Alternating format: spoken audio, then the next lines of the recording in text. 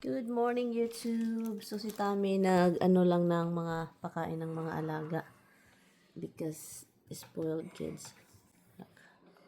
And not so much love. You know, I'm still gonna feed him. I know. That's it, guys. Uh, he's eating too. But anyway, guys. Kape. Sobrang aga ng kape kasi ang kapehan, this is very early for me. The coffee thing. Could have just threw it out. No, I can't. Or you could have just poured the regular creamer in it and been done.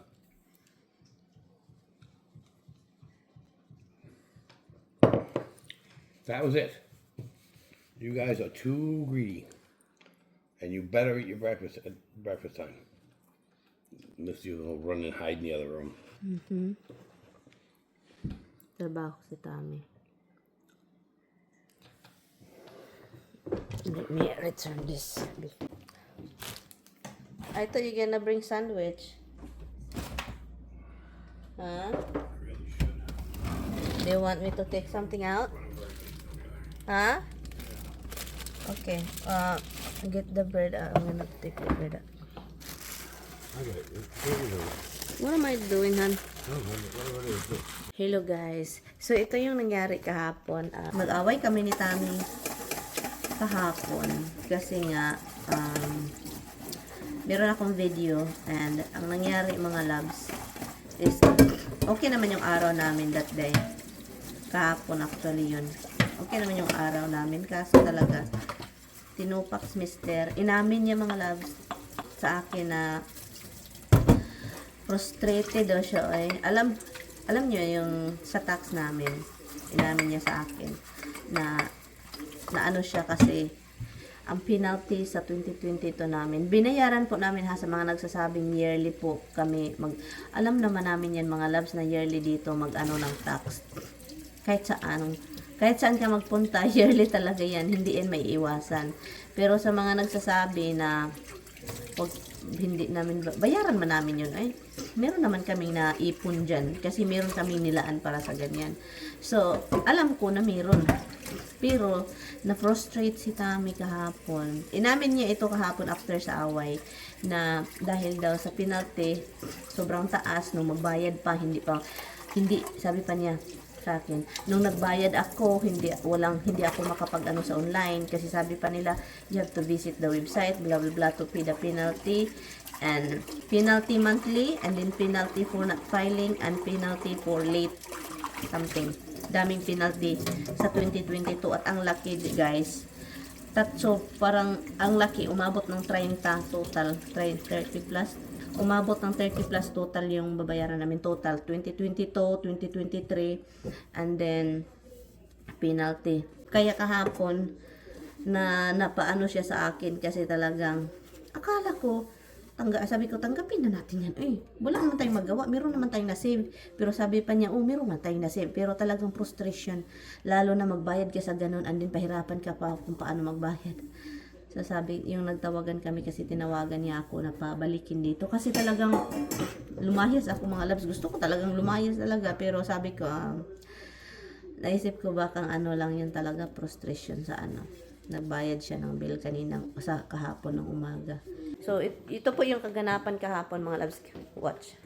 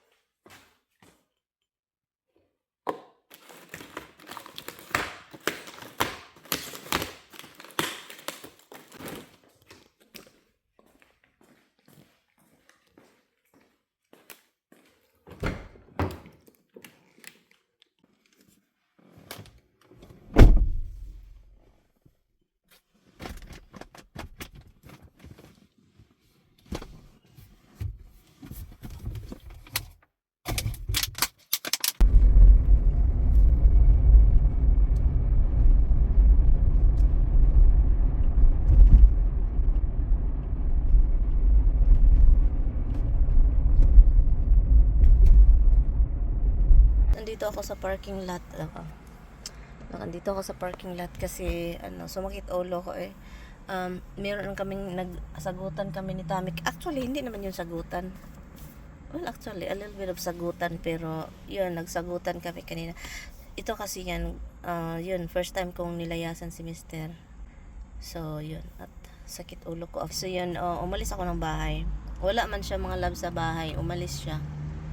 Nagpunta din siya sa Walmart. So, yun, magpagabi ako. So, let's say kung anong mangyayari mamaya. So, masama man itong ginawa ko mga loves, no, pero nasaktan lang ako sa sinabi niya. Wala jud ako ginawa kaninang umaga. Masaya pa nga ako pagbaba ko, and then pakanta-kanta ako, and then nagtanong ako, oh Misty, mintikoy, you wanna bunti mintikoy? And then suddenly tumaas yung boses niya pagbigay ko ng bon, kasi binigyan na daw niya, di ba? Kapag ako magbigay ng bon, para siyang magwala. Niyang anuhin yung mga aso. I don't know. I think aggravated lang siya kasi hindi ganun si Tami. Aggravated siya kasi nagbayad siya ng bill.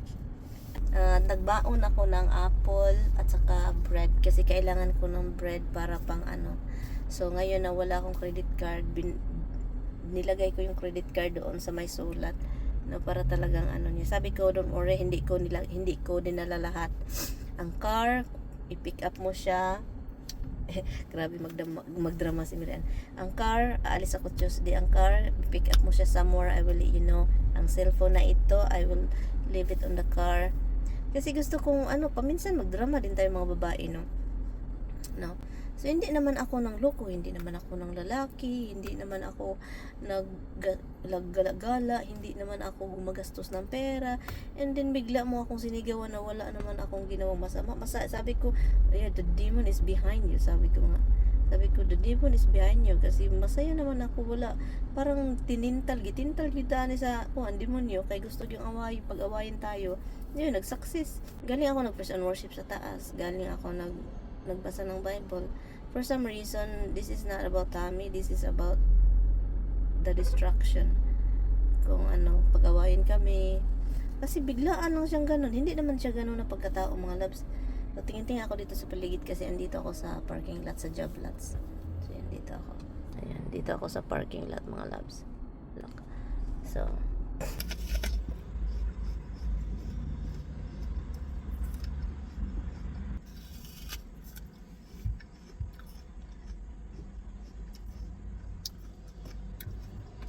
first time ko itong nagawa, mga loves, na umalis ng bahay. Magtambay lang ako dito. Mahaba-haba pa yung oras ko. So tambay tayo dito, and yun lang. Mag-move ako mamaya, or dito lang ako Dito lang ako.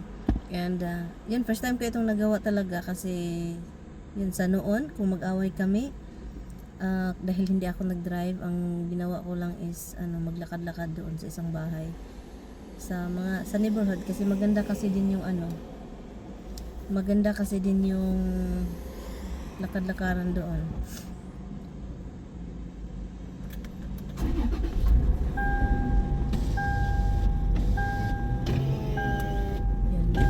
Yan na natin tanong.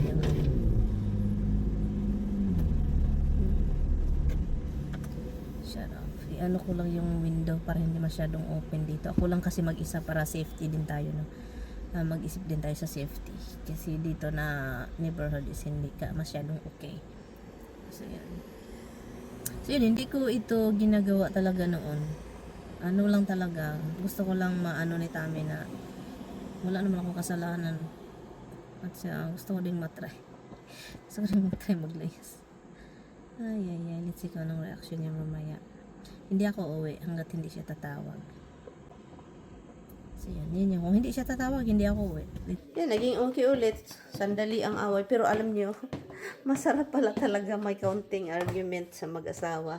Kasi kapag wala, parang guys, parang iba. Parang iba yung pakiramdam, parang bagong kasal. Ang sweet.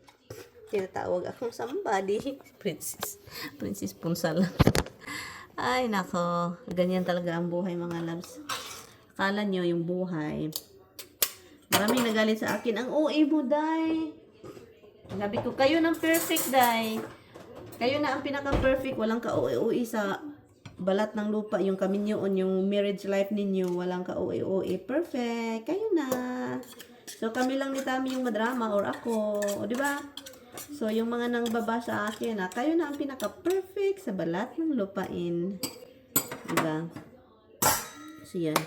Pakainin ko itong mga alaga ko. You guys, Dada give you turkey. Papakain ko. Come on.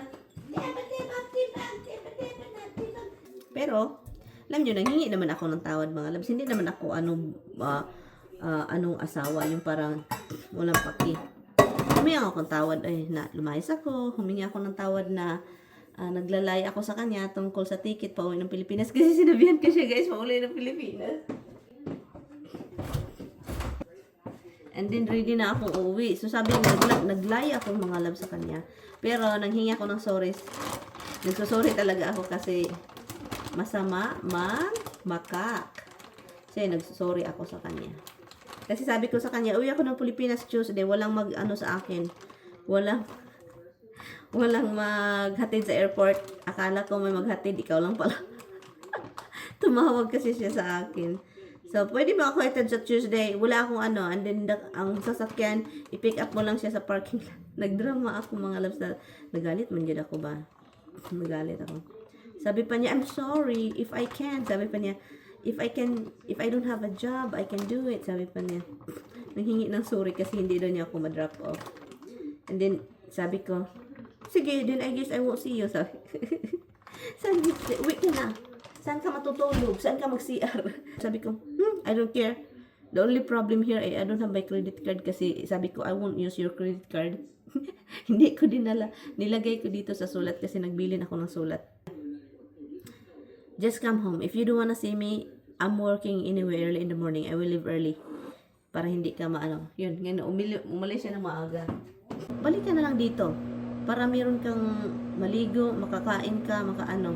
Sabi ko, I know, pero I don't want to see you. Sabi ko, don't worry, I will be working anyway. Whole day yesterday and the next day. So Tuesday, kung gusto mo dalhin kita sa trabaho and then i-drop off kita sa airport. Sabi ko, no, never mind. Nagalit manggugo guys. Pagkahumana na guys, sabi pa niya, mahal kita, pero I won't force you to stay. At alam naman natin yung mga babae na gustong-gusto natin yung mga ganyan, na suyuin tayo, no? Sabi ko, ay masarap pala talagang mag-away. Pero pag magbati ng mga loves, ang sarap sa feeling. Pag sabi pa niya, mahal daw niya ako, pero kung saan daw ako masaya, sabi pa niya, alam ko naman na masaya ka sa Pilipinas. Pero sabi niya, ang tanong, masaya ka, mag-isip na sa Pilipinas ka dapat titira. Ang tanong, pag andun ka na, masaya ka ba? Sabi ko, of course, that's my country, sabi ko. Pero sa isip ko, ako ng Pilipinas, hindi siya kasama.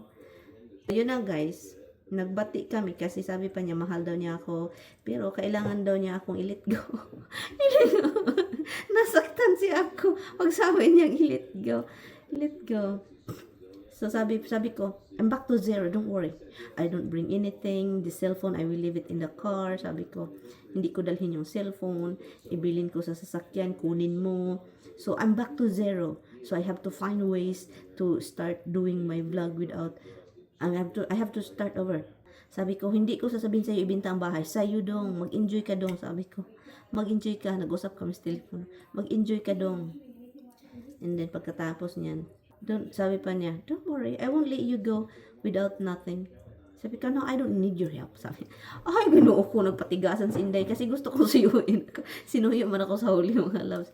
Nasarapan si Inday Miriam, sinuyo ako sa huli. Ay, kaloka. Yun, sinuyo niya ako.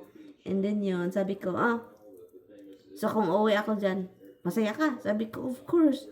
Pero, kung gusto mo talaga akong iwan, hindi talaga kita pipigilan. Pero yes, mahal kita at gusto kong titira ka dito kasama ko. Sabi pa niya, the kids will survive. Sabi ko, patay ang mga aso.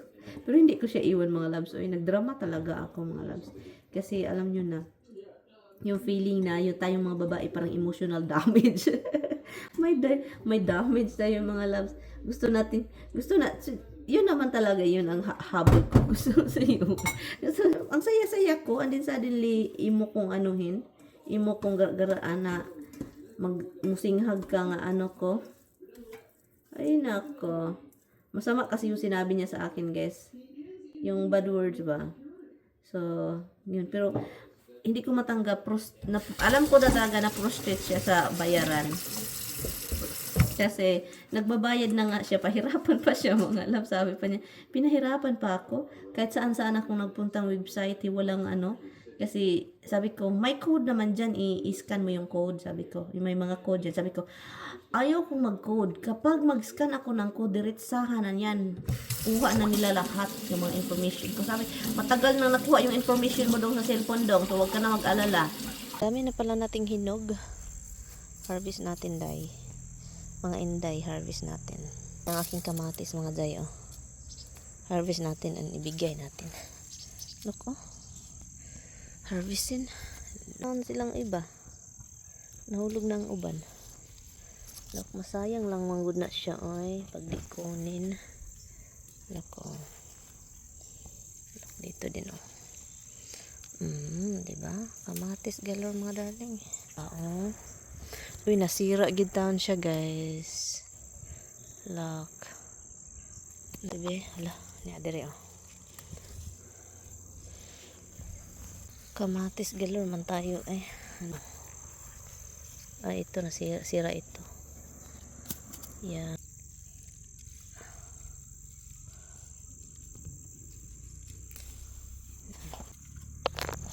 Ito.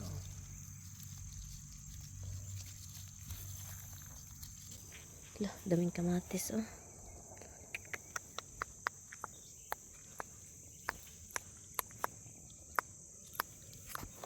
Green. Look.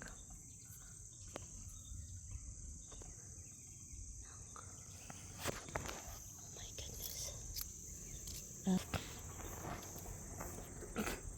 Ito, nasira na mga loves. Tapon natin yan. So, yan. Nandito din sira. Sira. So, palakihin ko itong ating ampalaya. And, yan.